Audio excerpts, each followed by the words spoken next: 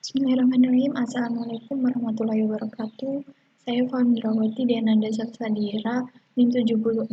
Saya salah satu dari mahasiswi program studi agribisnis Fakultas Pertanian di Universitas Trunojoyo Madura. Karena sedang marak-maraknya penyebaran virus corona di Indonesia, bahkan sudah menyebar ke seluruh dunia ini, maka semua pembelajaran di perkuliahan dialihkan menjadi sistem daring. Salah satunya adalah mata kuliah agribisnis pangan dan non-pangan. Pada pekan UTS ini, saya mendapatkan tugas untuk menjelaskan komoditas garam kepada teman-teman semua. Nah, saya akan menjelaskan komoditas garam tersebut. Ada beberapa subtema yang akan kita bahas nanti. Salah satunya yaitu kondisi existing dari komoditas garam.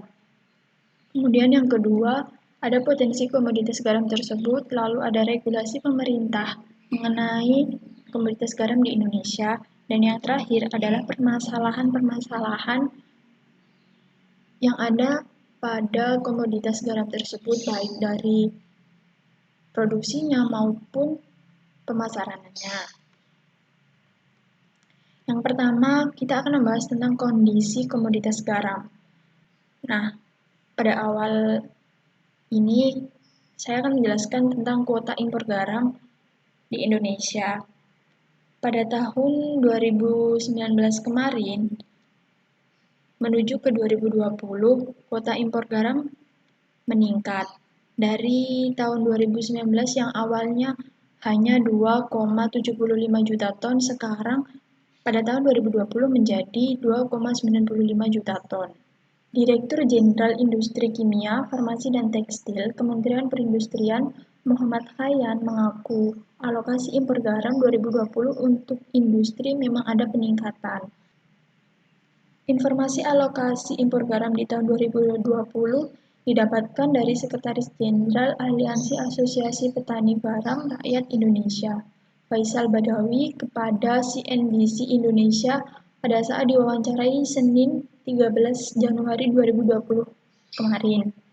Namun tidak hanya itu, ada juga informasi yang didapatkan dari beliau bahwa produksi garam dalam negeri belum semuanya terserap oleh industri.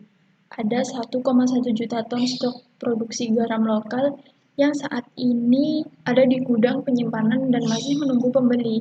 Pembeli itu pun belum pasti siapa yang akan membeli.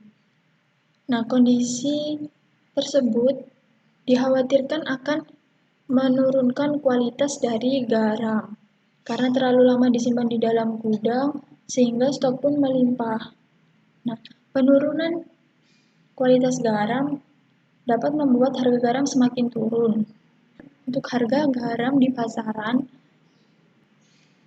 setelah dihitung HPP didapatkan Rp900 per kilogramnya. Nah, sedangkan harga di pasar hanya Rp300 per kilogram, bahkan ada yang hanya Rp200 per kilogramnya. Stok melimpah tersebut bukan hanya hasil dari produksi tahun 2019, tapi juga ada dari produksi tahun 2018. Maka dari itu, stok garam di Indonesia ini sangat melimpah. Lalu bagaimana dengan petani garam yang ada di Indonesia? Pastinya petani garam lokal menjadi resah karena jatuhnya harga garam akibat stok yang melimpah sejak akhir tahun lalu. Selain itu, kondisi tersebut dikhawatirkan makin membuat petani sulit untuk memproduksi garam. Menteri Perindustrian Agus Gumiwang mengatakan impor garam terpaksa dilakukan karena industri dalam negeri membutuhkan. Nah, garam yang dibutuhkan untuk industri mempunyai syarat atau ketentuan yang tinggi, sedangkan untuk kualitas garam konsumsi, kadar NaCl harus sesuai. Berapa sih kadar NaCl yang sesuai dengan standar nasional Indonesia untuk konsumsi dan juga industri? Nah, kualitas garam untuk konsumsi, kadar NaCl-nya harus di atas 94,7%. Sedangkan untuk industri, garam yang dibutuhkan harus mengandung NaCl di atas 97%. Nah, yang selanjutnya kita akan membahas potensi komoditas garam. Indonesia merupakan negara dengan garis pantai terpanjang kedua di dunia dengan panjang 99,093 km dengan lahan tambak garam yang mencapai 26,024 hektar. Nah, Indonesia merupakan suatu negara yang memiliki letak geografis yang sangat strategis karena berada di antara dua benua, yaitu Asia dan Eropa, dan dua samudra, Pasifik dan Hindia.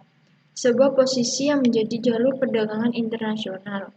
Untuk pemanfaatannya, garam dapat digunakan untuk beberapa kebutuhan. Yang pertama adalah kebutuhan rumah tangga, kemudian industri makanan, industri batik, kosmetik, dan lainnya yang masih banyak lagi. Selanjutnya, ada regulasi pemerintah tentang komoditas garam. Peraturan Pemerintah Nomor 9 Tahun 2018 tentang tata cara pengendalian impor komoditas perikanan dan komoditas pergaraman sebagai bahan baku dan bahan penolong industri yang ditekankan oleh Presiden Joko Widodo. Nah, Peraturan Pemerintah Nomor 9 Tahun 2018 merupakan penggabungan antara UU Nomor 7 Tahun 2016 dan UU Nomor 3 Tahun 2014.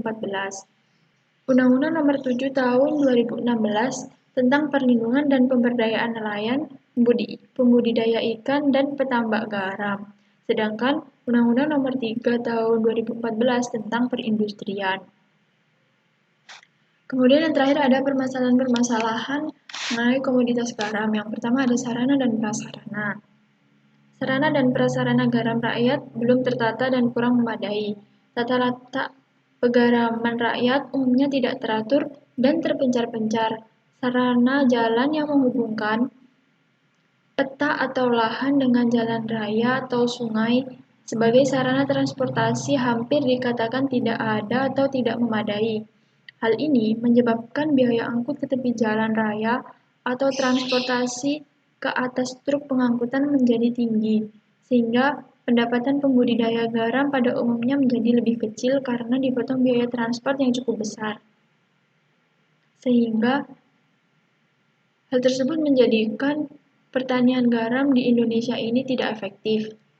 Kemudian yang kedua adalah teknologi pertanian garam yang masih sangat sederhana.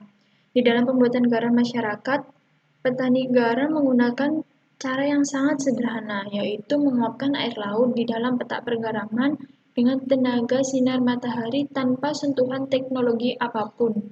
Sehingga, walaupun bahan baku melimpah, namun salinitas dan polutan yang terlalu sangat beragam, ini merupakan dampak dari tidak adanya teknologi yang dapat digunakan pada pertanian garam lokal Indonesia. Kemudian yang ketiga ada iklim. Dalam bertani garam butuh sinar matahari dengan kondisi kelembapan yang cukup rendah. Musim kemarau di Pulau Jawa relatif pendek, yaitu berkisar antara 4 sampai dengan 5 bulan per tahun dengan kelembapan yang tinggi. Sehingga produktivitas garam per tahun menjadi rendah. Sedangkan Indonesia Timur musim kemarau mencapai 7 sampai dengan 8 bulan. Produktivitas lahan garam rakyat rata-rata masih rendah, yaitu antara 60 ton per hektar per musim. Kemudian yang terakhir ada kualitas produksi yang dihasilkan. Kualitas produk tidak seragam dengan kandungan zat pencemar yang tinggi. Sehingga untuk peningkatan kualitas atau pemurnian kristal garam melalui pencucian menyebabkan naiknya biaya. Oleh karena itu, garam rakyat cenderung dijual dengan kualitas seadanya karena selain petani tidak mampu untuk mengolah karena keterbatasan teknologi dan keahlian, petani garam juga tidak mau menanggung biaya yang cukup besar dalam pemurnian garam yang dihasilkan. Sebagai perbandingan, garam konsumsi produksi PT Garam mengandung NaCl 95-97%, sedangkan garam rakyat mengandung NaCl lebih kecil dari 95%. Nah, itu tadi sedikit pemaparan tentang komoditas garam. Terima kasih jazakumullahu khairan katsira kepada teman-teman yang sudah nonton video ini. Dan terima kasih yang sudah like. Cukup sekian dari saya. Wassalamualaikum warahmatullahi wabarakatuh.